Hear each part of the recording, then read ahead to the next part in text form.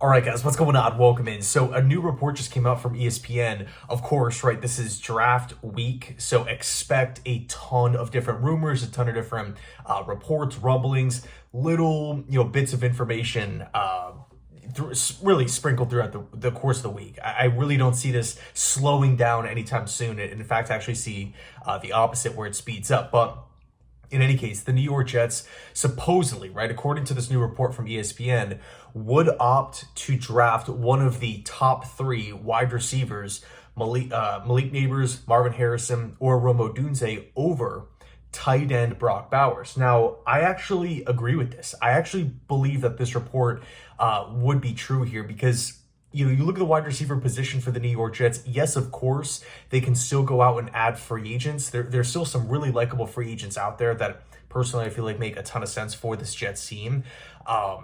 But they also, have a really good tight end in Tyler Conlin, right? We've talked about Conlin in the last couple of videos.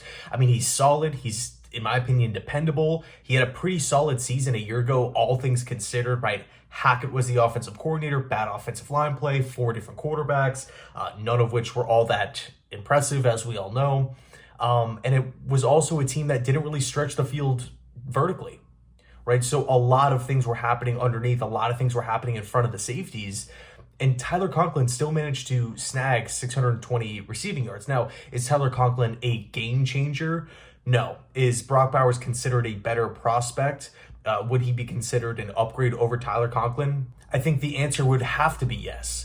But when you look at wide receiver, I mean, man, it's still thin. I love the Mike Williams acquisition, but quite frankly, he's coming off an ACL and he's an injury-prone player, right? He did sign an incentive-based deal. Of course, Garrett Wilson's going to be locking down the wide receiver 1 spot. But, man, if the Jets could...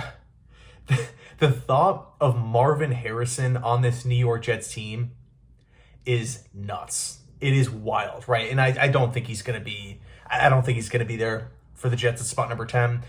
Malik Neighbors, same thing. So damn explosive. Just rips off the ball. Great route runner. Gets in the end zone. So exciting. Can make anybody miss on the field at any given time. I think both Neighbors and Harrison are going to be prime candidates for Rookie of the Year, depending on, of course, what team they land, right? Because there's just a couple teams out there with quarterback question marks and, teams that I just don't really feel or have a lot of confidence in, as far as the totality of the offense is concerned.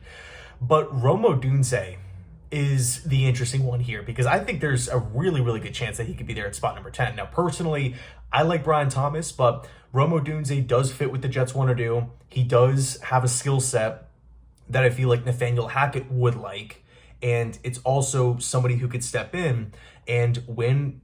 Really, of course, right? Looking at Romo Dunn, what do we know about him? Size, toughness, physicality, jump balls 50-50, tough to bring down an open field, good with the football in his hands, not so explosive, maybe not the best, creator of separation, which does make me nervous if I'm just being 100% honest with you. I think when you just talk about coaches getting better, overall defense is getting a lot better, just from, a physical and mental side of it.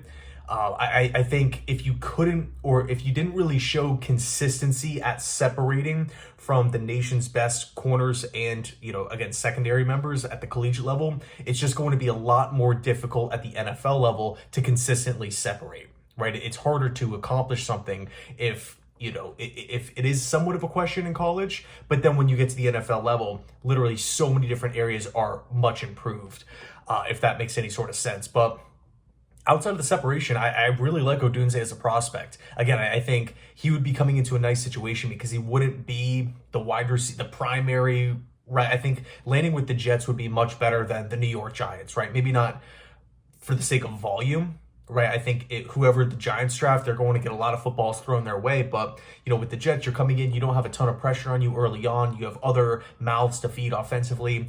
Aaron Rodgers is throwing you the football. Of course, he's going to put it in catchable places for whatever, again, pass catcher the Jets want to draft. And this goes for the first round, the third round, what have you.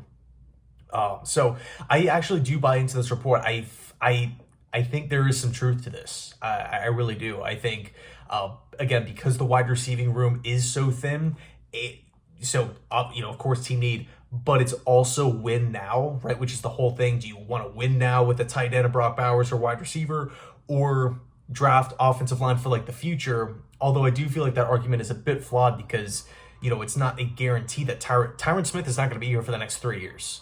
Morgan Moses is not going to be here for the next 3-4 years, right? That's not happening. So, of course, drafting an offensive lineman would solve the long-term answer. But short-term, 1-year contracts, both guys are coming off injury. In the case of Tyron Smith, he always gets hurt. I think there's a very good chance that no matter if the Jets draft a left tackle or right tackle, they could see time this season. So it would be both a short and long-term move in really all of those different avenues. Again, wide out, O-line, or tight end here. So anyway, let me know your thoughts down below in the comment section. Thanks so much for watching, and as always, go Jets.